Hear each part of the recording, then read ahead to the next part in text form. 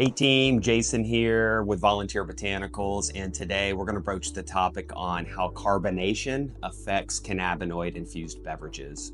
We know bubbles are fun, they're exciting, they're part of most functional beverages, and with cannabinoid drinks, there's a lot of information out there that may not be accurate. And what we've seen is not all drinks are the same and not all ingredients are the same. So we hear questions all the time like, can you even accurately dose cannabinoids into fizzy drinks? Do they lose potency over time? What about testing? A lot of breweries and beverage creators have seen issues with carbonation and the actual test results being accurate. So today we're going to pop some myths and give you the facts about crafting the perfect carbonated beverage and how to accurately test it. So let's tackle the top myths first about different carbonated cannabinoid drinks and the issues that you may run into. And I'll share how our Rapidose technology is used to sidestep some of these challenges. Let's dive right in. Myth number one, cannabinoids screw up my testing for carbonated beverages and they lose their potency. Now, that is absolutely not true. The real culprit usually lies in improper formulation or improper ingredients. With our Rapidose emulsions, cannabinoids are nano-encapsulated, and our microemulsions actually put two bubbles around the molecule to ensure that it stays locked within the water column, meaning that you'll get more stability and you'll get less striation or separation within your beverage over time. Whether it's a sparkling water or a soda, your drink can deliver consistent effects, guaranteed. Now, we've heard from a lot of people, we get a lot of business through referrals, and we had a beverage manufacturer down in Florida who reached out that they were getting a lot of separation in some of the beverages that they were making. They switched over from a 20% microemulsion that the customer thought was the go-to and realized that in the higher potencies of the emulsion, they actually weren't as stable. So we dropped them to our emulsion, the flavor profile improved, the consistency improved, and the ease for the manufacturer improved. So it isn't just a one-for-one. Carbonation causes problems. It's carbonation plus other ingredients is where you'll find the issues. Myth number two, you can't accurately test a carbonated cannabinoid beverage. Now, that's absolutely not true. Now, it's true the carbonation can complicate lab results, or what we like to say cause noise in interpreting what's actually in that can. But some of the better labs that test drinks have a solution to that, and it's very simple. Decarb.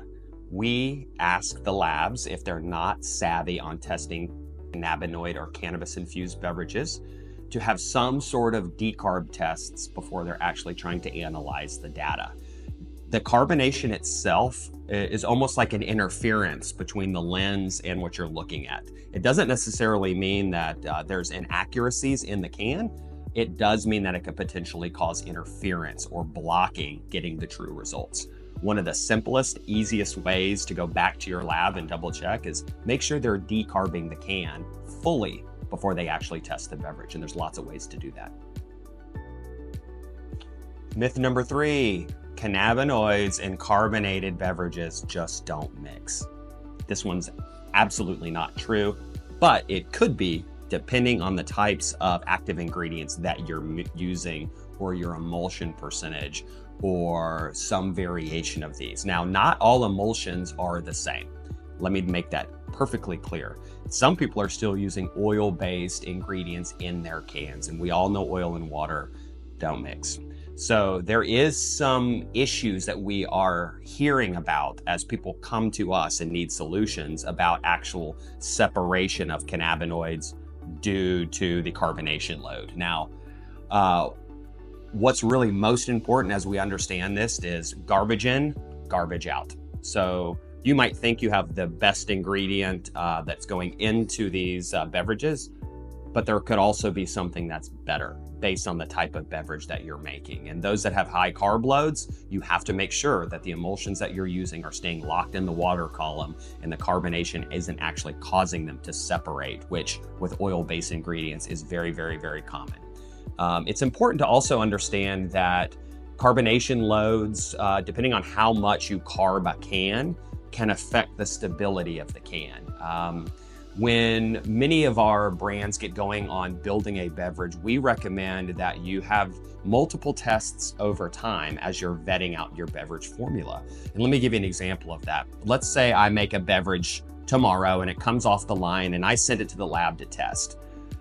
That's all I know. That's all the single point of data that I have. So test that same batch a month out. Test that same batch 3 months out, 6 months out. And these are data points. Now, what you might end up finding is that you need to change your carb level. You might need a can liner to ensure that there's no leaching. So there's extra variables when you do your due diligence that can make sure your carb load is accurate and stays in the can over time, as well as your cannabinoid potency. This is really important. Do your due diligence. This isn't rocket science, but it's also something that's very, very new. So we do our due diligence internally, and when you make a beverage, we recommend you do your due diligence over time as well.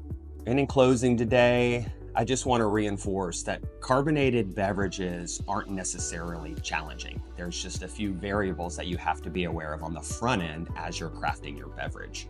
And the influx of new functional ingredients, from cannabinoids to lion's mane to L-theanine to all of these exciting new ingredients that Volunteer Botanicals can offer you in your beverage, you have the opportunity to craft something that's really unique and delicious and fizzy and fun. You don't have to make a mud water. You don't have to dump a bunch of powder and choke it down. You can literally use some of our liquid extracts, fizz them up, make them taste great, make an awesome new cola beverage that's got functionality to it, and really bring to the market something that the industry has never seen. Functional beverages are just starting. Partner with the right people that have an understanding of how to work with it, and your ingredients and your carbonated beverage will get you to the finish line with something that's outstanding. Have fun, fizz it up.